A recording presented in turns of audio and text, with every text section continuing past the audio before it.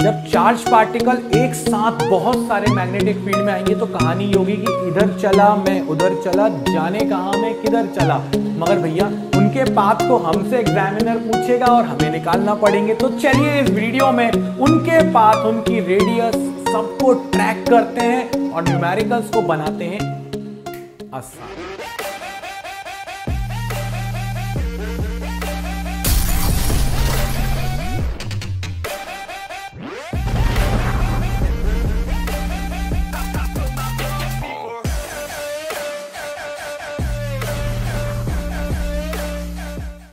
तो यार इस वीडियो में हम लोग बात करने वाले हैं उन सारे क्वेश्चंस की। मैंने कहा था ना बहुत शॉर्ट में बहुत सारे क्वेश्चंस करवाने वाला हूं, और मैं नहीं करवाने वाला, तुम करने वाले हो। मैं सिर्फ तुम्हें कॉन्सेप्ट देने वाला हूं और किस तरह से वो देखो।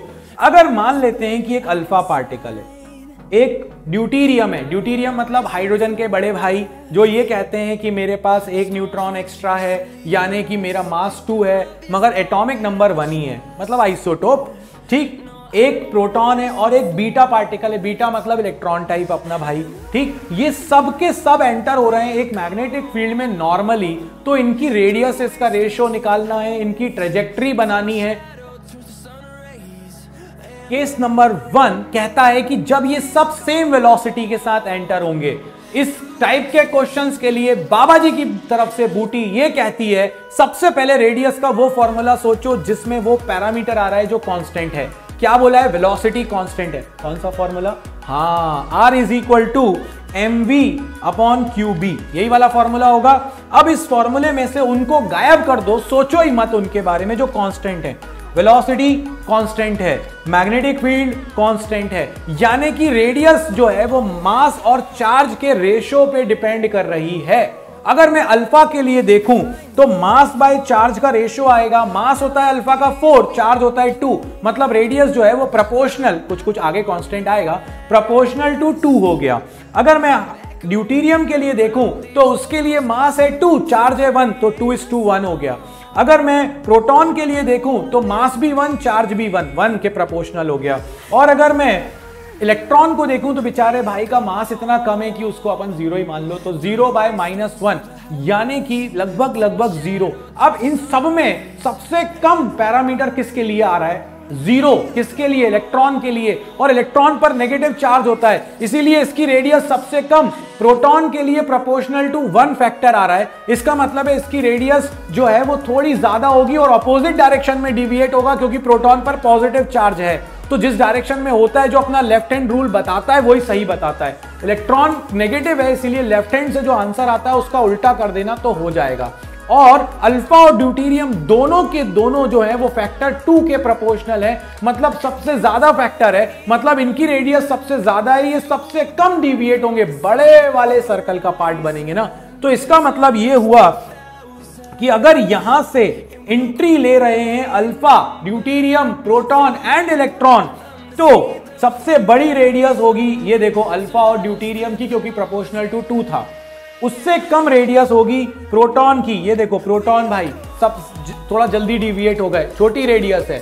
और सबसे कम रेडियस है इलेक्ट्रॉन की और नेगेटिव चार्ज है, इसीलिए ऑपोजिट डायरेक्शन में डिविएट होके बाहर निकल गया। इसी तरह से बनाना, क्योंकि इलेक्ट्रॉन की रेडियस सबसे छोटी दिख रही है, फिर प्रोटॉन की थोड़ी सी उससे बड़ी दिख रही है, और सबसे बड़ी रेडियस दिख रही है अल्फा की और ड्यूटीरियम की। कब? जब सेम वेलोसिटी के साथ एंटर होते हैं। और यहां पर अगर कोई तुमसे रेडियसेस का रेशियो पूछ ले, तुमने निकाल लिया है 2:2:1:0, यही तो निकाला अपन ने फैक्टर। जब इनका रेशियो लेंगे तो यही आएगा। अब मैं कैसे कह रहा था कि ये क्वेश्चन जो है ये बहुत सारे टाइप को लेके बैठा है। जरूरी नहीं है वो अल्फा, ड्यूटीरियम, प्रोटॉन और इलेक्ट्रॉन को एक साथ लें। वो बोलेंगे अल्फा और ड्यूटीरियम के लिए रेडियस का रेशियो बताओ, 2:2 यानी 1:1 आ जाएगा, दोनों एक साथ चले जाएंगे। वो कहेंगे ड्यूटीरियम और प्रोटॉन का बताओ, क्या रेडियस का रेशियो आएगा? 2:1। अल्फा और प्रोटॉन का बताओ क्या आएगा? अल्फा वाला 2 था, प्रोटॉन वाला 1 था, 2:1।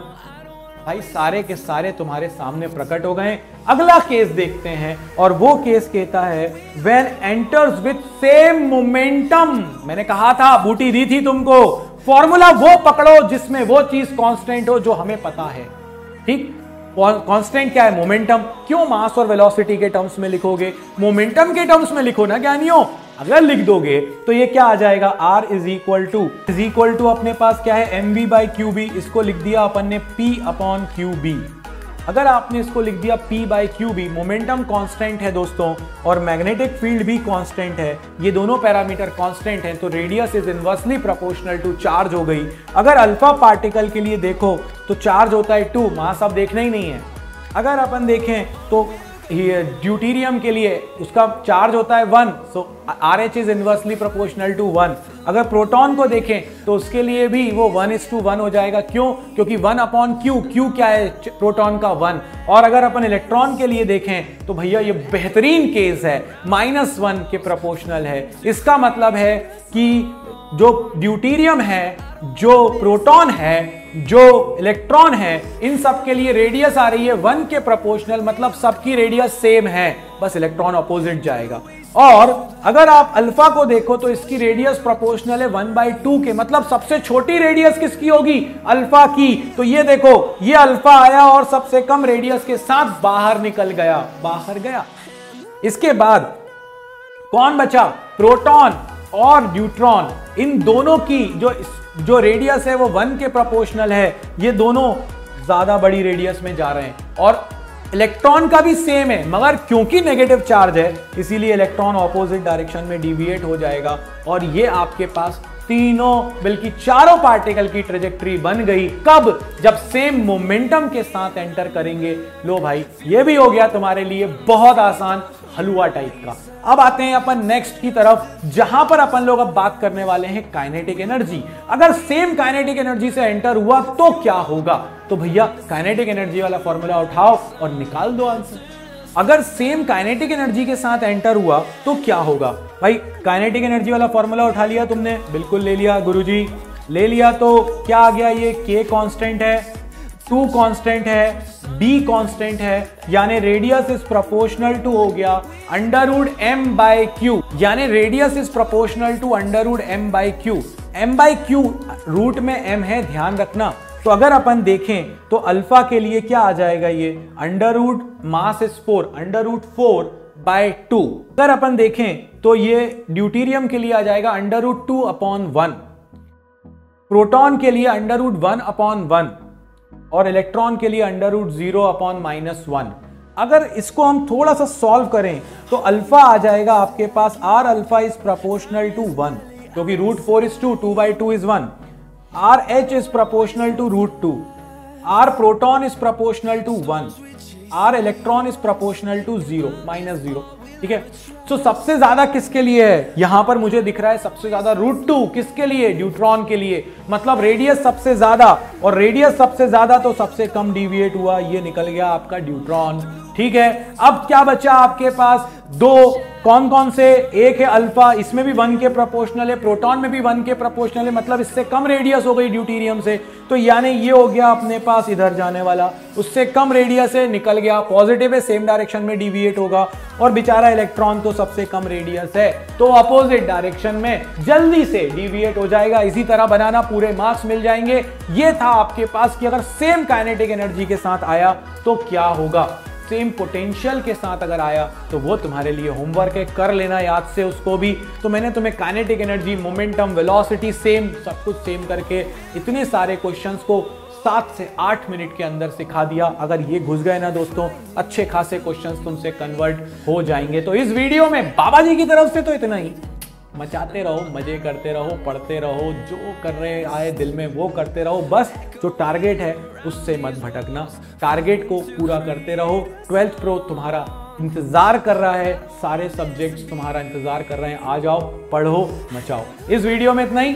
जय हो।